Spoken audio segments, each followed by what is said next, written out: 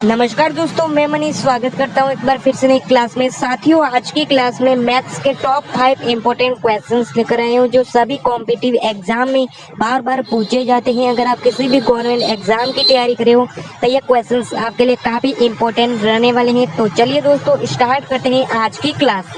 पहला क्वेश्चन बहुत ही महत्वपूर्ण है, पूछा गया प्रश्न है। आसान तरीका बता रहा हूँ, बहुत आसान तरीका। पहले आप प्रश्न को एक बार ध्यान से देखिए। मैथ के प्रश्न कभी भी सॉल्व करिए, प्रश्न को पढ़ के समझने का प्रयास दोस्तों जरूर करिए। देखिए, पहला क्वेश्चन दोस्तों बोल रहा है 3 छात्रों की औसत आयु 15 वर्ष है और उनकी आयु 2:3:4 यानी कि 2:3:4 के अनुपात में है। सबसे बड़ी आयु के छात्र की आयु बताइए। देखिए, बोल रहा है सबसे बड़ा जो छात्र है उसका आयु कितना है, एज कितना है, ये पूछ रहा है। देखिए, ज्यादा कुछ नहीं करना है। यहाँ पे टोटल कितने छात्र हैं? 3 छात्र हैं। औसत आयु क्या है? 15 वर्ष। तो टोटल आयु का योग क्या होगा दोस्तों? 3 छात्र हैं, 15 वर्ष है, तो 15 गुने 3 गुने 15 यानी कि 45 वर्ष। टोटल आयु का योग क्या होगा? 45 वर्ष। और उनकी आयु का रेशियो क्या है? अनुपात क्या दिया है दोस्तों? 2:3:4 ये दिया ना। तो देखिए, रेशियो को अगर दोस्तों आप जोड़ेंगे 2, 3 और 4, ये जोड़िए 2, 3, 5, 5, 4, 9, रेशियो जोड़ने पे क्या हुआ? 9 रेशियो बराबर टोटल क्या है दोस्तों? आयु का योग 45 वर्ष है, तो 9 रेशियो बराबर हम कह सकते हैं दोस्तों 45 वर्ष। तो एक रेशियो बराबर दोस्तों बताइए क्या होगा? 45 को 9 से भाग करेंगे तो 9 × 45, एक रेशियो बराबर होगा 5 वर्ष।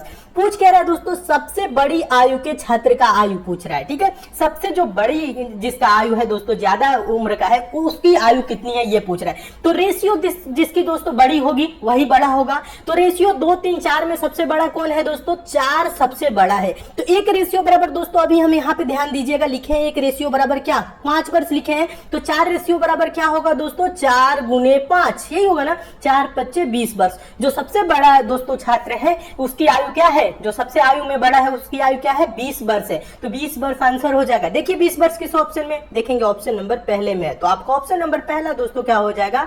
सही हो जाएगा। तो दोस्तों हम उम्मीद करते हैं आप इस प्रश्न को बहुत अच्छे तरीके से समझ गए होंगे और इस टाइप के क्वेश्चन आपके एग्जाम में आएगा तो आप अच्छे से सॉल्व कर लेंगे। अगर इसमें पूछता दोस्तों सबसे छोटा आयु का कौन है, उसकी उम्र कितनी है, तो 2 रेशियो है दोस्तों सबसे छोटा, तो इसका क्या हो जाएगा? 5। एक रेशियो बराबर हम क्या निकाले थे दोस्तों? 5, तो 2 रेशियो बराबर 10 वर्ष हो जाएगा। अगर बीच वाले का दोस्तों पूछता तो 5 तिहाई दोस्तों क्या हो जाता? 15 हो जाएगा। आप चाहे तो 10, 15, 25 जोड़ेंगे भी दोस्तों तो देखेंगे 45 वर्ष ही आएगा। समझ में आ रहा है ना? तो बस ऐसे ही निकालना है, ज्यादा कुछ नहीं करना है। पेन उठाने की जरूरत नहीं है, बस हम आपको समझाने के लिए लिख दिए ताकि आप अच्छे तरीके से समझ सके। चलिए नेक्स्ट क्वेश्चन की ओर चलते हैं। अगला क्वेश्चन देखिएगा, दूसरा क्वेश्चन भी काफी इंपॉर्टेंट है। आसान तरीका बता रहा हूं, एक बार प्रश्न को ध्यान से पढ़िए। प्रश्न है दोस्तों, ए बी से 40% अधिक कार्य कुशल है। यदि बी अकेला एक कार्य को 42 दिन में कर सकता है तो ए अकेला उसी कार्य को कितने दिनों में पूरा कर सकता है। अब यहाँ पे थोड़ा सा प्रश्न देखिएगा। यहाँ पे 2 लोग हैं दोस्तों, ए है और बी है। कौन है दोस्तों? एक ए है और दूसरा कौन है दोस्तों? बी है। बोल रहा है ए जो है बी से 40% अधिक कार्यकुशल है, ठीक है। ए किससे अधिक कार्यकुशल है? बी से 40%। अगर ये दोस्तों ये 100 यूनिट कार्य कर रहा है, ध्यान दीजिएगा, ये 100 यूनिट काम कर रहा है, तो ये कितना यूनिट काम करेगा? 40% अधिक, यानी 140 यूनिट काम करेगा। समझिएगा। अब यहाँ पे देखिएगा, कार्यकुशलता और समय में क्या होता है दोस्तों? व्युत्क्रमानुपात का संबंध होता है। व्युत्क्रमानुपात का मतलब होता है दोस्तों उल्टा संबंध। देखिए, उल्टा संबंध कहने का मतलब क्या है दोस्तों? यहाँ पे समझिएगा, जो दोस्तों कार्य तेजी से कर रहा है, यहाँ पे देखिए 40% अधिक कार्यकुशल है, तो ये क्या होगा? अगर दोनों एक साथ काम करेंगे तो काम तेजी से कौन करेगा दोस्तों? ए तेजी से काम करेगा क्योंकि 40% अधिक कार्यकुशल है। तो यहाँ पे अभी इसको पहले छोटा कर दीजिए, 20 सत्ते कटाएंगे तो दोस्तों क्या हो जाएगा? 140 और 20 × 25 100, जो रेशियो है दोस्तों अभी इनके कार्यकुशलता का 7:5 है, ठीक है। अब टाइम का यहाँ पे ये हम ईटा से प्रदर्शित कर दे रहे हैं कार्यकुशलता, और ये जो टाइम का रेशियो होगा दोस्तों ये उल्टा होगा। अब यहाँ पे आप ये नहीं बोलेंगे ए 7 घंटा ले रहा है तो बी 5 घंटा ले रहा है, ऐसे आप नहीं बोल सकते। आप ऐसे बोल सकते हैं, ये अगर 5 ले रहा है ये क्या होगा दोस्तों? ये उल्टा होगा, 5 लेगा तो ये क्या लेगा? 7 लेगा, क्योंकि व्युत्क्रमानुपात का संबंध होता है कार्यदक्षता या कार्यकुशलता में और समय के बीच, ठीक है। देखिए यहाँ पे जब ये 7 यूनिट काम कर रहा है उतने ही समय में भी दोस्तों 5 यूनिट काम कर रहा है, तो टाइम अगर एक साथ काम करेंगे तो ये क्या दोस्तों टाइम क्या होगा, ये 5 लेगा ये 7 लेगा। समझ रहे हैं ना, यहाँ पे आपको बिल्कुल भी कंफ्यूज नहीं होना है, बस इसको क्या करना है उल्टा कर देना है। 7:5 है तो 5:7 कर देना है। यहाँ तक समझ में आ गया। बोल रहा है दोस्तों बी अकेला एक कार्य को 42 दिन में करता है।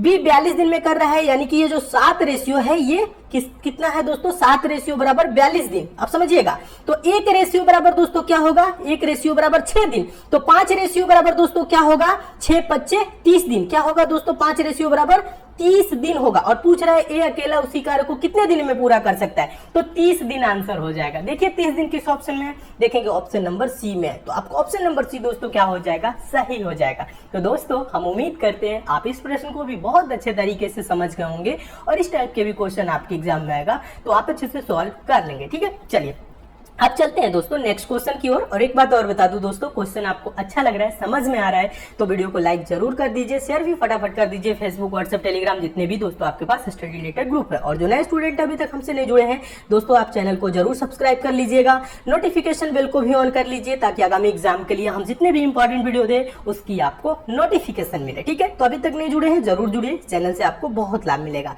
देखिएगा तीसरा क्वेश्चन है, काफी इंपॉर्टेंट है, आसान तरीका बता रहा हूं, पहले एक बार प्रश्न को आप अच्छे से पढ़िए, ध्यान से देखिए। प्रश्न है दोस्तों, यदि a बराबर 2/3b, यहाँ पे ध्यान दीजिए, यहाँ पे थोड़ा सा समझना है आपको। ये बोल रहा है a बराबर 2/3b और b बराबर 3/4c है, तो a:c कितना होगा।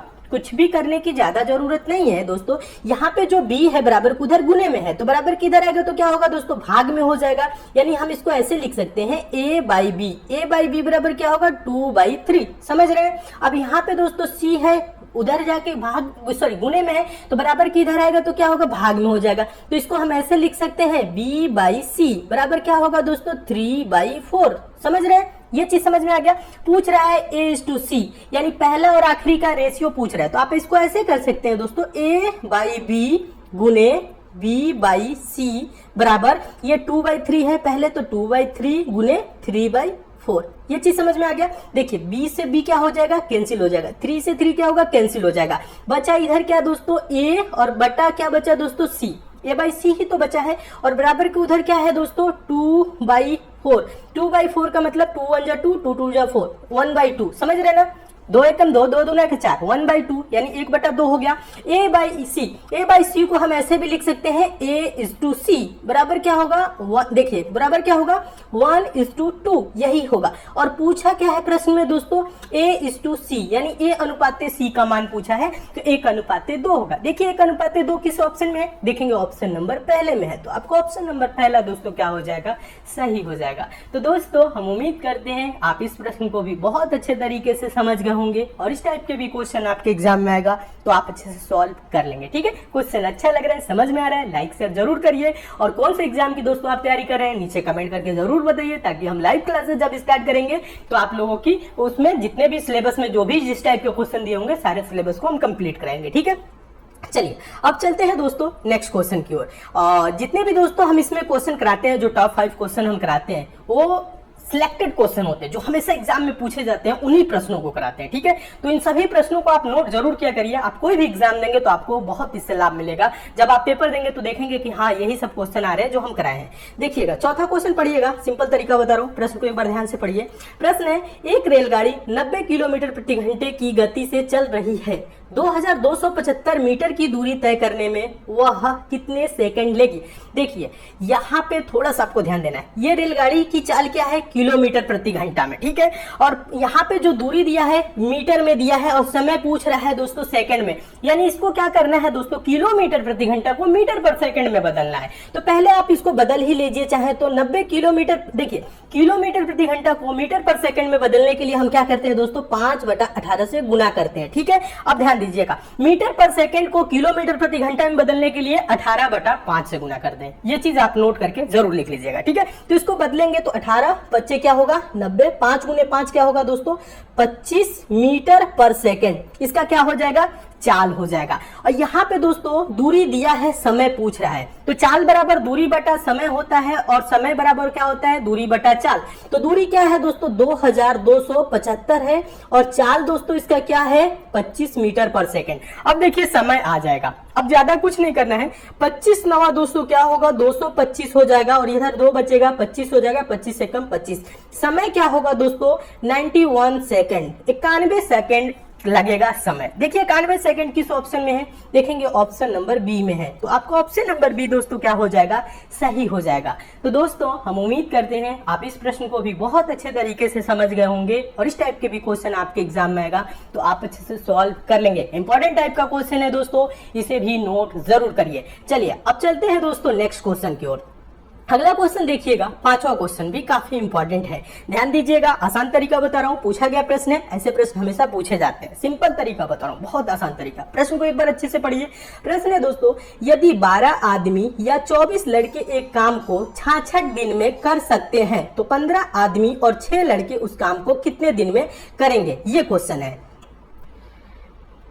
देखिए ऐसे प्रश्नों को दोस्तों सॉल्व करने के लिए आपको ज्यादा कुछ करने की जरूरत नहीं है, बस आप करेंगे क्या, यहाँ पे देखिए प्रश्न में बोल रहा है 12 आदमी या 24 लड़के। कहने का मतलब है 12 आदमी काम करेंगे तो 66 दिन लगेगा, या 24 लड़के काम करेंगे तो भी क्या होगा, 66 दिन लगेगा। ठीक है, अब यहाँ पे नीचे वाले स्टेप में क्या बोल रहा है, 15 आदमी और 6 लड़के। यहाँ पे जो 15 दोस्तों मेन है और इसमें क्या कर रहा है, प्लस ये दोनों मिलके 6 बॉयज ये जुड़ के अगर साथ में मिलके काम करें तो कितना दिन लगेगा। तो ऐसे प्रश्नों को सॉल्व करने के लिए बस आपको इतना करना है दोस्तों, यहाँ जो लिखा है ना 12 आदमी या 24 लड़के, तो इसका मतलब होता है दोस्तों 12 मेन, यानी कि आदमी बराबर है दोस्तों किसके, 24 लड़के के, 24 बॉयज के बराबर है। तो इसे हम ऐसे भी कर सकते हैं 12 कम 12, 12 दूना के 24, यानी कि एक मैन बराबर क्या होगा दोस्तों, यहाँ पे 12 दूना के 24, 2 बॉयज होगा। ठीक है, अब यहाँ पे ध्यान दीजिए, ज्यादा कुछ नहीं करना है, एक मैन बराबर क्या होगा, 2 बॉयज।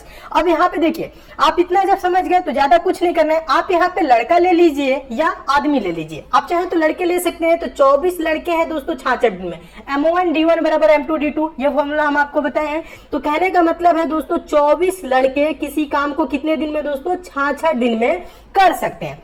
अब यहाँ पे क्या करेंगे, आदमी को भी लड़के में कन्वर्ट कर लेंगे। लड़के में कन्वर्ट करने के लिए क्या होगा दोस्तों, एक आदमी बराबर 2 लड़का लिखे हैं ना हम, तो 15 आदमी बराबर क्या होगा, 15 दूना के 30, 30 लड़के हो जाएगा, इसकी जगह पे 30 बॉयज, 30 बॉयज ये और 6 बॉयज ये मिलके क्या हो जाएंगे, 36 बॉयज, यानी कि 36 दोस्तों लड़के। ध्यान दीजिएगा ये क्या है दोस्तों, आपका 36 है। 36 लड़के उस काम को कितने दिन में करेंगे, D2 दिन में करेंगे। D2 मान लीजिए, X मान लीजिए, कुछ भी मान सकते हैं। अब देखिए ज्यादा कुछ नहीं करना है, ये 36 बराबर किधर क्या है, गुने में है, तो बराबर किधर आएगा, तो भाग में हो जाएगा। यानी इसको आप ऐसे भी लिख सकते हैं, D2 बराबर 24 गुने क्या है दोस्तों, आपका 66 है और बटा में क्या होगा दोस्तों, 36 होगा। तो 12 दूना के 24 और 12 तिहाई 36 और 3 से 66 कटेगा, 3 दूना के 6, 3 दूना के 6, 22 दूना के 44। D2 बराबर दोस्तों क्या होगा, 44। D2 बराबर दोस्तों क्या आएगा, यानी कहने का मतलब है दोस्तों 15 आदमी और 6 लड़के उस काम को कितने दिन में करेंगे, 44 दिन में करेंगे। तो 44 दिन देखिए किस ऑप्शन में, देखेंगे ऑप्शन नंबर पहले में, तो आपका ऑप्शन नंबर पहला दोस्तों क्या हो जाएगा, सही हो जाएगा। तो दोस्तों हम उम्मीद करते हैं आप इस प्रश्न को भी बहुत अच्छे तरीके से समझ गए होंगे और इस टाइप के भी क्वेश्चन आपके एग्जाम में आएगा तो आप अच्छे से सॉल्व कर लेंगे।